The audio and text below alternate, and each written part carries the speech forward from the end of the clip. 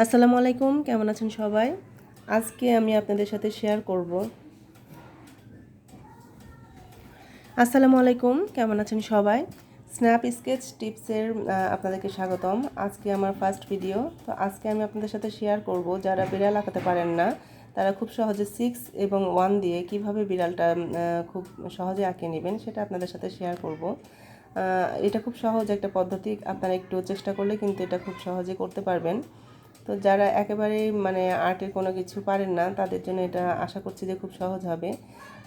তো দেখতে থাকুন।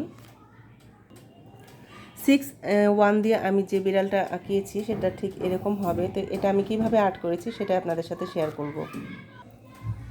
আজকে আমরা একটা বিড়াল আঁকাবো 6 1 দিয়ে। তো সর্বপ্রথমে আমরা যেটা করে নিব সেটা এখন আমি একটা 6 লিখব এভাবে, আর একটা 1 লিখব ঠিক এভাবে। আপনারা একটু খেয়াল করলে কিন্তু বিষয়টা খুব সহজভাবে বুঝতে পারবেন। তো আশা করছি আপনারা মনোযোগ দিয়ে একটু দেখবেন। তো 6 1 লেখা হয়ে গেছে। এখন আমরা এই বরাবর একটা 0 দিয়ে দিব। 0টা একটা বিড়ালের মাথার শেপ চলে এসেছে।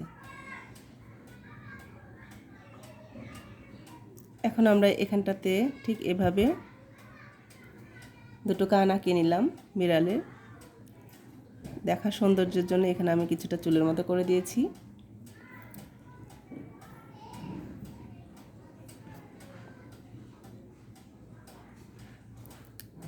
এইভাবে গোল গোল করে দুটো চোখ আঁকিয়ে নিলাম।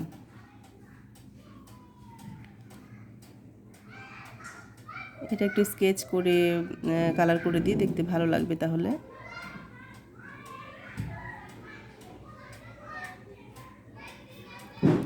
এখন এখানে একটা ছোট্ট আর একটা 0 দিয়ে দিব, তারপরে ঠিক এভাবে করে দিব। দেখতে পাচ্ছেন?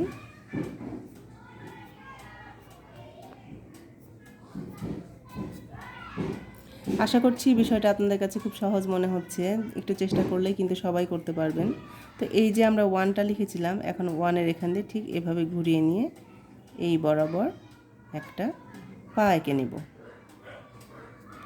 ঠিক এভাবে। এখানে বিড়ালের গলায় একটা মালা আঁকিয়ে দিলাম, দেখতে খুব সুন্দর লাগছে। আর ঠিক এই সোজাসুজি আরও একটি পা আঁকিয়ে নিলাম।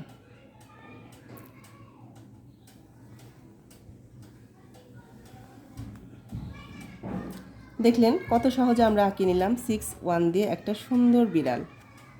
খুব সহজ না? আশা করছি আপনাদের সকলের কাছে খুব ভালো লাগবে। এটা কিন্তু একটা ছোট বাচ্চাও যদি খুব সুন্দরভাবে একটু মনোযোগ দিয়ে দেখে তাহলে কিন্তু তারাও খুব সহজভাবে এটা বুঝতে পারবে।